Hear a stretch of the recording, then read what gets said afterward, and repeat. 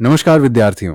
अगर आप एसआईआरई एग्जाम 2021 की तैयारी कर रहे हैं तो आज का ये वीडियो आपके लिए बहुत महत्वपूर्ण होने वाला है, क्योंकि आज हम बात करने वाले हैं अप्रैल 2025 में आयोजित एसआई एग्जाम की दोनों शिफ्टों के हिंदी पेपर के ट्रेंड एनालिसिस की। हमने दोनों शिफ्टों में पूछे गए प्रश्नों के आधार पर यह जानने की कोशिश की है कि हिंदी में किन किन टॉपिक से प्रश्न पूछे गए, किस टॉपिक का कितना वेटेज रहा और री एग्जाम में आपको किन टॉपिक्स पर सबसे ज्यादा ध्यान देना चाहिए। इसलिए वीडियो को अंत तक जरूर देखिए, क्योंकि अंत में मैं आपको बताऊंगा कि एसआई री एग्जाम 2021 के लिए हिंदी में सबसे महत्वपूर्ण टॉपिक्स कौन कौन से हैं। अगर आपने अभी तक चैनल को सब्सक्राइब नहीं किया है तो अभी सब्सक्राइब करें और बेल आइकन जरूर दबाएं। तो चलिए स्टूडेंट्स, हम एसआई एग्जाम अप्रैल 2025 के दोनों शिफ्टों के पेपर का एनालिसिस करते हैं। सबसे पहले बात करते हैं हिंदी पेपर की।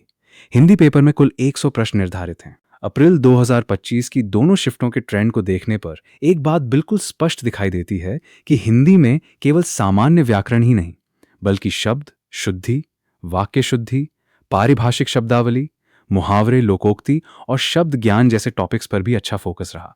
यानी अगर आप हिंदी में अच्छे अंक प्राप्त करना चाहते हैं तो आपको केवल एक दो चैप्टर पढ़कर काम नहीं चलेगा। आपको व्याकरण, शब्द ज्ञान, भाषा, प्रयोग तीनों पर अच्छी पकड़ बनानी होगी। सबसे पहले बात करते संधि की करते हैं। संधि से लगभग 4 प्रश्न देखने को मिले, इसलिए संधि को बिल्कुल भी इग्नोर नहीं करना है। तैयारी करते समय विशेष रूप से स्वर संधि, व्यंजन संधि और विसर्ग संधि पर ध्यान दें। साथ ही संधि विच्छेद के प्रश्नों का ज्यादा से ज्यादा अभ्यास करें। इसके बाद आता है समास।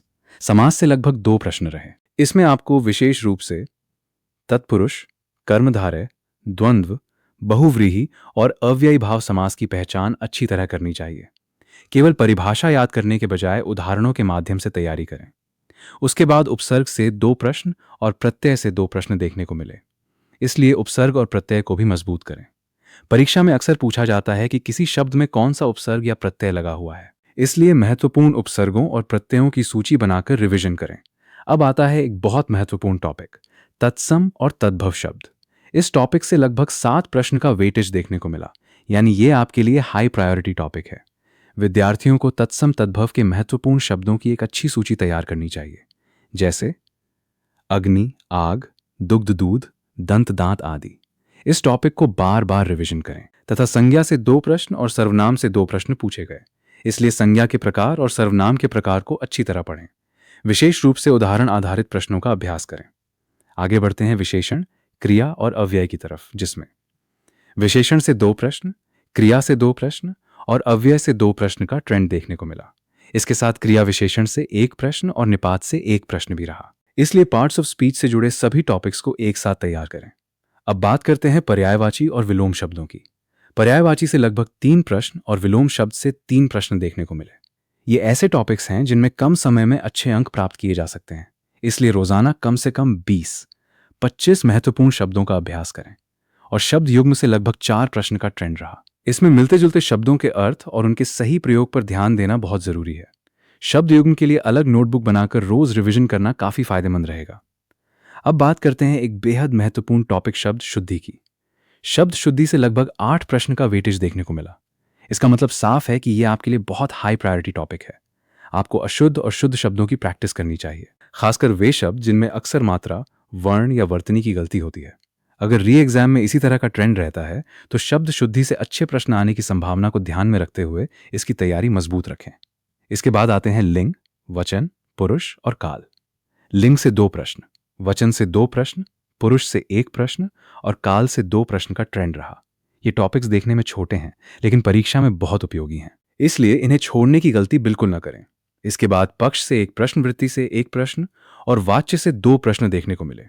इन टॉपिक्स को कई विद्यार्थी कम महत्वपूर्ण समझकर छोड़ देते हैं, लेकिन एसआई जैसी प्रतियोगी परीक्षा में छोटे टॉपिक से आने वाला एक एक प्रश्न भी आपकी रैंकिंग में बड़ा अंतर पैदा कर सकता है। इसलिए इनकी बेसिक कॉन्सेप्ट और प्रीवियस क्वेश्चंस जरूर करें। अब आते हैं हिंदी के एक महत्वपूर्ण हिस्से पर, वाक्य रचना। वाक्य रचना से लगभग 5 प्रश्न का वेटेज रहा। इसमें वाक्य के प्रकार, वाक्य संरचना और सही वाक्य निर्माण से जुड़े प्रश्नों पर ध्यान दें।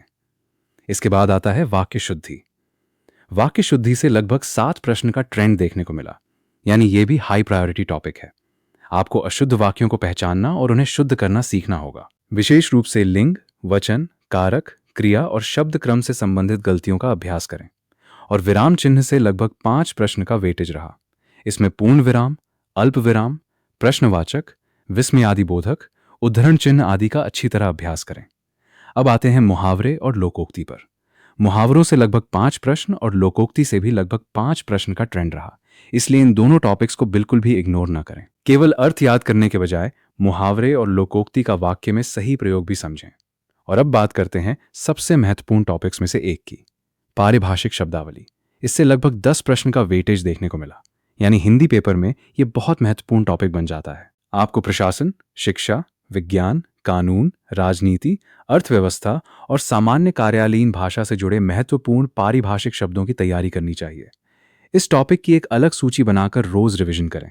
अगर आपके पास समय कम है तो हिंदी में तैयारी की प्रायोरिटी इस प्रकार रख सकते हैं।